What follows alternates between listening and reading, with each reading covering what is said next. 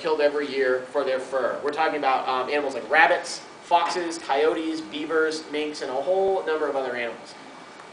There's basically two types of, there's two sides of the fur industry. There's fur trapping, which is pretty straightforward. They set out these hideously cruel steel-jawed leg hold traps out in the wild. Animals wander in, snaps tight on their legs. The traps can actually break the bones in the animal's legs, and they suffer there for up to a week at a time, a lot of times, before the trappers actually come and put them out of their misery. Obviously, that's extremely cruel. There's also fur farming, which is basically, it's very similar to the battery cages that we looked at in the egg industry. They're these tiny cages that these animals live in, usually about 3 or 4, maybe more, depending on the size of the animal, at a time for their entire lives.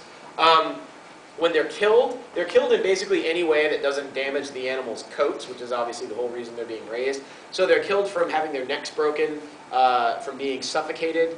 I apologize for saying this, but they're killed through anal or vaginal electrocution, which is obviously extremely cruel.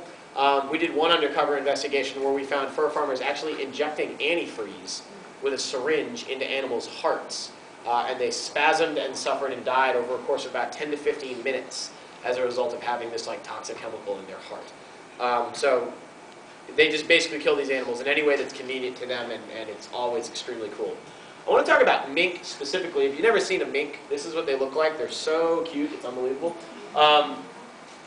Mink are actually, aquatic mammals. They basically live in wetlands. They live in swamps. They live in marshes, those sorts of environments. They're actually solitary animals, where one of their strongest natural instincts is to get away from other mink. They actually